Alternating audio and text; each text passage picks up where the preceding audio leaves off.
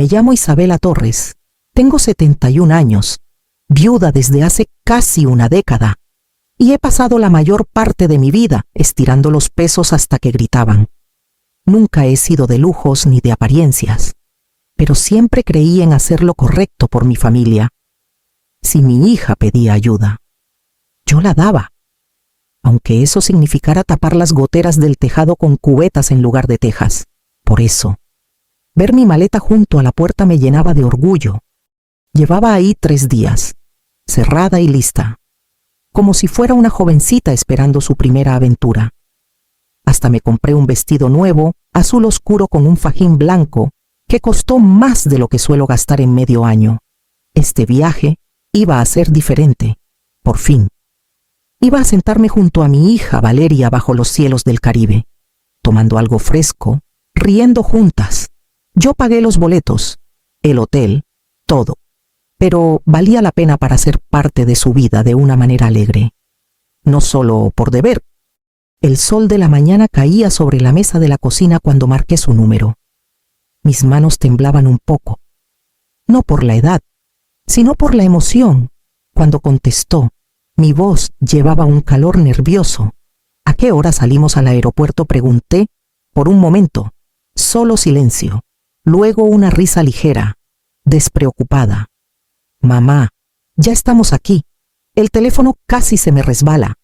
Aquí en el Caribe, dijo, como si fuera lo más natural del mundo. No lo sabías de fondo. Escuché el rugido inconfundible de las olas, el tintineo de copas, voces alzándose en celebración. Todo era real, estaban ahí, sin mí. Me quedé en mi cocina con el café enfriándose en la taza, la maleta esperando junto a la puerta, y un vacío creciendo en mi pecho que ninguna palabra podía llenar. El vestido colgaba en el closet, sin usar, prueba de lo tonta que había sido. No dije adiós, colgué y dejé el teléfono con manos que de pronto se sentían pesadas. Mi casa estaba en silencio, de ese tipo que te aprieta las costillas y te hace más pequeña. La maleta parecía mirarme desde el otro lado de la sala. Ya no un símbolo de ilusión, sino de exclusión. No pude moverla. Todavía no. La maleta no se movió. Seguía ahí, contra la pared del estrecho pasillo, un recordatorio terco de la vida que pensé que aún tenía. Cada vez que pasaba por ella, veía la etiqueta con mi nombre escrito pulcramente y Torres, como si la maleta perteneciera a alguien que importaba. No podía abrirla. Adentro había camisas enrolladas, frascos pequeños de crema y unas sandalias que compré solo para el viaje.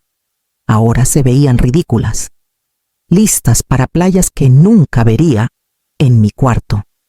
El vestido nuevo seguía colgado en la puerta del closet, azul oscuro con ese fajín blanco. Me había parecido atrevido cuando me lo probé en la tienda. Recuerdo cómo Valeria asintió con aprobación frente al espejo. Te va a quedar perfecto en Cancún. Mamá, nos tomaremos fotos juntas, lo dijo con tanta facilidad, como si el futuro estuviera asegurado y mi lugar en él garantizado. Pensé en lo cuidadosa que fui ahorrando para ese momento. Cada peso de mi pensión iba a esa cuenta. Dejé de arreglar el tejado donde se colaba la lluvia cada primavera, diciéndome que una semana al sol sería más importante. Me conformé con sillas de segunda mano, con el relleno saliéndose por la tela. Mientras le mandaba dinero a Valeria para su hipoteca, renuncié a cambiar el horno roto porque ella dijo que los vuelos había que reservarlos rápido antes de que subieran de precio. Ahora, en mi casita al borde de Morelia, me senté con mi café frío y me pregunté cuándo había empezado esta casa a sentirse como una sala de espera. La pintura descascarada en el marco de la ventana, el zumbido del refrigerador viejo, el goteo constante del techo de la cocina cuando llovía, esos eran mis compañeros. Me había desgastado para que mi hija viviera a lo grande. El teléfono estaba en silencio en la mesa. No esperaba que sonara de nuevo. No de ella. El único sonido era el crujir de los pisos mientras caminaba entre la maleta en el pasillo y el vestido en mi cuarto. Símbolos de una promesa rota. No toqué ninguno de los dos. Se quedaron donde estaban, observándome mientras me movía por la casa, acusándome con su quietud. La maleta y el vestido eran heridas frescas, pero descansaban sobre cicatrices que se formaron durante años. La voz de mi hija siempre tenía una dulzura especial cuando necesitaba algo, un tono casi musical que me hacía querer decir que sí antes de que terminara de pedir. Recuerdo el día que se comprometió. Valeria me mostró un anillo que le encantó en una boutique en Guadalajara, uno que costaba más de lo que jamás gasté en algo que no fuera una casa o un coche. Es el indicado. Mamá, pero nos falta. No lo dudé. Abrí la caja de cedro que era de mi madre y saqué su collar de perlas. Lo vendí por la mitad de su valor y le di el dinero a Valeria. El brillo de triunfo en sus ojos era deslumbrante, aunque me dije que era gratitud. Poco después de la luna de miel, llamó de nuevo. Solo esta vez. Mamá, mis tarjetas están fuera de control. ¿Y si las pago? Empezaré de cero. Vacié mi cuenta de ahorros y le mandé el cheque. Ese invierno viví de sopas instantáneas y atún en lata, diciéndome que era temporal, que ayudarla significaba que ella se pararía firme por su cuenta. Pero las llamadas no paraban. Cada una llegaba envuelta en urgencia, con ese estribillo familiar: mamá, eres la única en quien puedo confiar. Hace 3 años, me pidió que firmara como aval para la hipoteca de la casa más grande que ella y su esposo querían. Nosotros haremos los pagos, lo prometo. No tendrás que preocuparte por nada. Firmé los papeles con mano temblorosa. Mi pensión ahora atada a sus ambiciones. Ese primer invierno tras la hipoteca, la calefacción de mi casita se descompuso para siempre. Dormí bajo 3 cobijas y usé guantes dentro de la casa, esperando la primavera, cuando mi doctor recomendó pruebas por los dolores en el pecho que ignoraba. Asentí, pero nunca hice la cita. El copago era más de lo que podía gastar. El sacrificio se volvió rutina. Cada decisión un pequeño corte, cada petición un eslabón. Y cada vez me convencía de que eso hacían las madres. Las madres aguantaban, las madres daban. Hasta que dar fue lo único que sabía hacer. La maleta en el pasillo no era el primer símbolo de traición, solo era el más ruidoso. Fue Clara, la vecina, quien primero rompió la superficie. Me encontró afuera una mañana, ambas barriendo el polvo de las jacarandas de nuestros portales. Ella, charlatana como siempre, llenaba el silencio con cuentos de sus nietos y el precio de la despensa. Luego, como quien no quiere la cosa, dijo: vi a Valeria la semana pasada en el centro de Morelia. ¡Qué chulada de camioneta nueva tiene! Ha de haber costado un ojo de la cara. Me quedé helada. La escoba en el aire. Una camioneta. Valeria me había dicho que apenas podía con los pagos de su viejo sedán. Reí débilmente, quitándole importancia al comentario de Clara. Pero sus palabras se me pegaron todo el día. La verdad se hizo más clara en el banco. Fui a pagar el impuesto predial. Con mi cheque de pensión ya estirado al límite, el señor Ramírez, el gerente de la sucursal, me conoce de años, miró el expediente en su escritorio y luego a mí, con un ceño que no le había visto antes. Isabela, no quiero entrometerme, pero con los ingresos de tu hija, ella debería estar ayudándote, no al revés, parpadeé. Sus ingresos, asintió, ajustándose los lentes. Le va muy bien. Un ascenso el último trimestre, directora regional de ventas. Creo, buen sueldo. Las palabras cayeron como piedras en mi pecho. Un ascenso, una camioneta.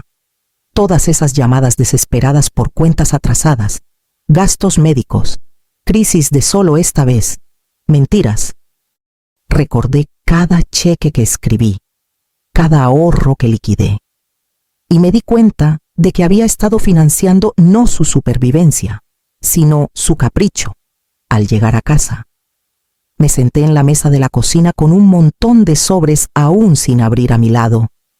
Mi tejado seguía goteando cuando llovía. El horno seguía roto. Pasé inviernos envuelta en abrigos dentro de la casa, mientras Valeria manejaba su camioneta brillante por las calles de Morelia. La traición no era solo por dinero. Era por confianza, retorcida y rota hasta que no podía distinguir entre amor y engaño. Cada sacrificio que hice se construyó sobre una base de mentiras. Y lo peor era que ella ni siquiera se esforzó mucho por ocultarlo. Miré el teléfono en silencio en la mesa, esperando la próxima emergencia. Y me pregunté qué clase de madre había sido al confundir explotación con cercanía. Esa noche no pude dormir. El techo sobre mí goteaba con el ritmo lento de la fuga que no arreglé. Y mi mente seguía dando vueltas a las palabras de Clara. A la mirada preocupada del señor Ramírez, en algún momento, tomé mi celular. La pantalla iluminando el cuarto oscuro con un brillo demasiado fuerte para mis ojos cansados. Abrí Instagram. Algo que normalmente solo usaba para ver fotos de los jardines de viejas amigas o los convivios de la parroquia. El primer post que apareció fue de Valeria. Estaba en la playa, la piel bronceada por el sol, un cóctel en la mano, su esposo sonriendo a su lado. El pie de foto decía, solo los más cercanos. Por fin, un viaje para recordar. Las palabras me quemaron. Solo los más cercanos resonaban con la llamada de la mañana. La crueldad casual de su voz diciendo que ya estaban allá. Ya disfrutando la luz del Caribe, miré la foto hasta que mi vista se nubló. Durante años me dije que ella me quería, que cada súplica por dinero llevaba gratitud, aunque no lo dijera, pero mirando su sonrisa. Sentí que algo cambiaba dentro de mí, el duelo que cargaba, la humillación que me aplastaba. De pronto se quemaron, dejando algo más afilado, más limpio, rabia.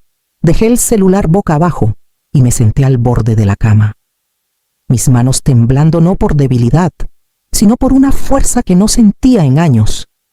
Pensé en los inviernos sin calefacción, las comidas de fideos y caldo, las perlas que vendí, las reparaciones de la casa que ignoré, todo para que ella tomara cócteles en una playa sin mí, declarando al mundo quiénes eran los más cercanos. La vergüenza ya no era mía, era de ella. Mañana, decidí. Volvería al banco, pero esta vez no iría a rescatar a nadie, ni una transferencia más, ni una mentira disfrazada de emergencia. Mañana iría a proteger lo que me quedaba. Me recosté en la cama, el goteo del techo aún constante, pero mi respiración pareja, por primera vez en años, no esperaba la llamada de mi hija, esperaba la mañana.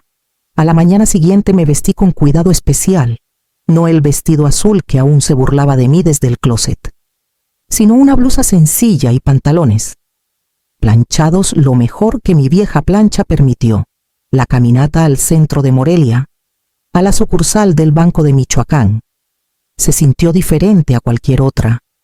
Durante años, ese edificio había sido un lugar de rendición, donde firmaba cheques, autorizaba transferencias y vaciaba ahorros. Todo por mantener a flote a mi hija. Hoy sería el lugar donde me recuperaría a mí misma. Adentro, el aire olía a madera pulida y tinta de impresora. Una cajera joven me saludó y me llevó a una oficina pequeña, donde una placa decía Efraín Morales, asesor financiero senior. Se levantó al entrar. Un hombre de unos 40 con ojos amables y la postura de alguien acostumbrado a escuchar más que a hablar. Señora Torres, por favor, tome asiento. ¿En qué puedo ayudarla hoy? Junté las manos en mi regazo para mantenerlas firmes. Necesito hacer cambios grandes, esperó pacientemente mientras explicaba. Como la liquidación de la pensión de mi esposo, la venta de un pequeño terreno en Pátzcuaro y años de inversiones cuidadosas en bonos municipales me habían dejado con más de lo que esperaba, poco más de 5 millones de pesos. Dinero que pensé sería un legado, una red de seguridad para la familia. Dinero que se convirtió en el pozo privado de mi hija, drenado por excusas. Quiero cancelar todas las transferencias automáticas. Quiero desvincular todas las cuentas, dije. Mi voz firme aunque mi pecho latía de nervios. Y quiero establecer un fideicomiso nuevo, uno que solo yo pueda tocar, y solo aquí. en persona. Efraín me miró un largo momento antes de asentir. Es una decisión sabia, señora Torres, la mejor que podría tomar.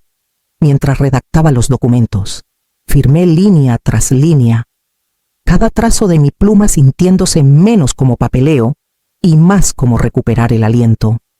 Con una última firma, las cadenas del deber se aflojaron. Al salir a la calle Morelos, el aire de otoño se sentía más brillante, los cerros más claros contra el horizonte. Por primera vez en años, no salí del banco sintiéndome vacía, me sentí más ligera. El dinero era mío otra vez, no para acumular, no para desperdiciar, sino para proteger. Y por primera vez, no necesité el permiso de nadie. No pasó mucho tiempo. 2 días después de cerrar las cuentas, el teléfono comenzó a sonar con la urgencia de alguien que cree que el mundo le debe respuestas. Al principio lo dejé vibrar en la mesa, mi pulso acelerándose, pero en la tercera llamada contesté. Mamá, la voz de Valeria estaba tensa, más aguda de lo normal. Algo anda mal con el banco. La transferencia no llegó. Dicen que la autorización falló. ¿Cambiaste algo? Escuché ruido de fondo, la voz de su esposo, apagada, cortante. Debió apartarse de una reunión, tal vez incluso de ese balcón frente al mar.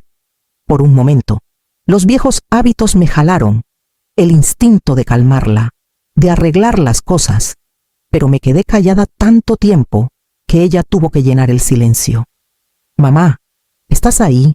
Necesitamos ese dinero hoy. La cuenta está atrasada. Y si no pagamos, habrá multas. Esto no es un juego. Sus palabras tocaron la misma cuerda de siempre: urgencia, culpa, exigencia, pero esta vez sonaban huecas. Tomé aire lentamente. Valeria, dije con calma, he decidido algo. De ahora en adelante, solo ayudo a los más cercanos. Hubo una pausa, solo aire, frágil y cortante por el auricular. Luego, una risa nerviosa. ¿De qué hablas? Claro que somos tus más cercanos. Soy tu hija. Cerré los ojos, dejando que sus propias palabras resonaran. Las mismas que escuché en esa llamada desde el Caribe. Los más cercanos, dijiste. ¿Recuerdas solo los más cercanos? Ahora lo entiendo. Y he tomado mi decisión. El silencio al otro lado fue más pesado que cualquier discusión que me hubiera lanzado antes. Casi podía sentirla buscando la frase perfecta, la súplica que siempre funcionaba, pero no llegó nada. Finalmente, murmuró, no puedes hablar en serio, pero lo estaba. Mi mano estaba firme al colgar. El teléfono se quedó en silencio. Una quietud que sabía a victoria. Había repetido sus palabras. Las devolví pulidas y finales. Durante años, ella me silenció con necesidad. Ahora, con una sola frase, la había silenciado yo. La carta llegó una mañana húmeda, metida entre volantes de supermercado y recibos de luz. Llevaba el sello del juzgado de Morelia. Mis manos temblaron al abrir el sobre. Pero no era la edad, era rabia. Valeria había presentado una petición para declararme incompetente, incapaz de manejar mis finanzas, cuando me reuní con el oficial del juzgado. Clara ya estaba a mi lado. Ella había visto mis inviernos sin calefacción, las cubetas recogiendo agua del tejado con goteras. Tienes pruebas, dijo con firmeza, y me tienes a mí. La audiencia se fijó para el mes siguiente. Cuando llegó el día, me paré en ese juzgado gris, con los cerros de Michoacán visibles por las ventanas altas, y enfrenté a mi propia hija. Valeria estaba pulcra y fría junto a su abogado. Aunque sus ojos titubearon al cruzar con los míos, su abogado argumentó que había tomado decisiones financieras irracionales.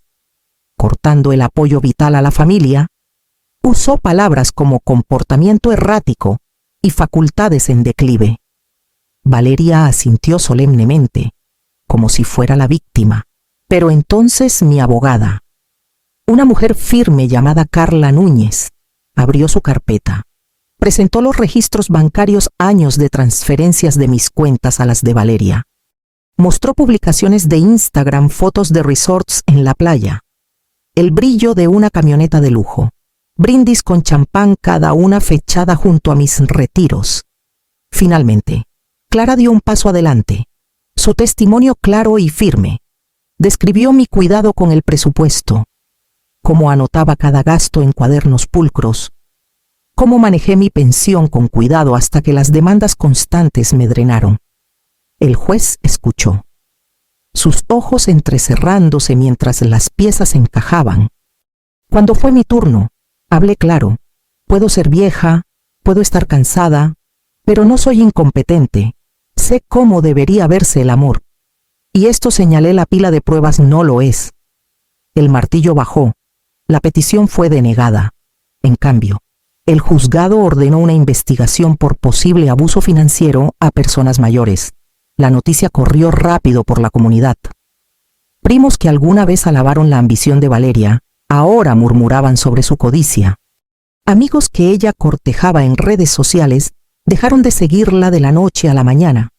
Y por primera vez, no pudo esconderse tras el brillo del éxito. Los meses tras la audiencia se sintieron como respirar el aire limpio de los cerros tras años de humo. Por primera vez. Mi dinero se quedó donde debía, tranquilo en el banco, firme como los picos de la Sierra de Santa Rosa. Lo primero que hice fue llamar a un contratista para arreglar el tejado. Ver cómo ponían las tejas se sintió como enderezar mi propia columna. Cambié el horno. Compré un sofá nuevo. Hasta pinté la cocina de un amarillo suave y alegre. La casa ya no parecía un lugar de espera, parecía un hogar. Clara venía a menudo, con los brazos llenos de papeles y las palabras llenas de aliento. Deberías contar tu historia. Isabela, dijo una tarde mientras tomábamos café. Otros necesitan saber que esto pasa y que pueden defenderse.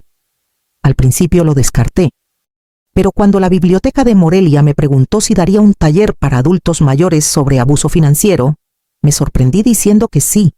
La primera sesión atrajo solo a 6 personas. Sus rostros desconfiados, sus cuadernos vacíos, al final, anotaban preguntas, compartían historias, incluso reían a pesar del dolor. Ahí me di cuenta de que mi dolor podía transformarse en algo útil, algo protector. Con la casa arreglada y un nuevo ritmo en mis días, volví a pensar en viajar.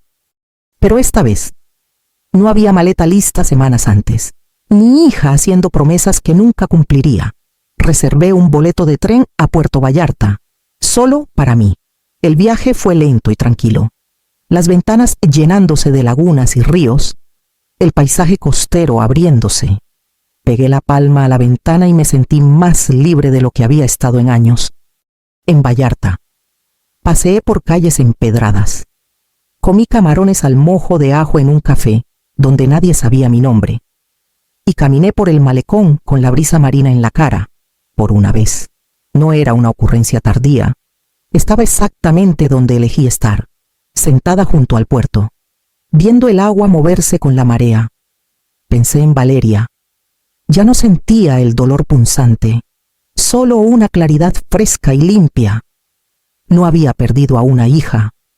Había dejado de financiar a una extraña. La herencia que dejé no se medía en pesos.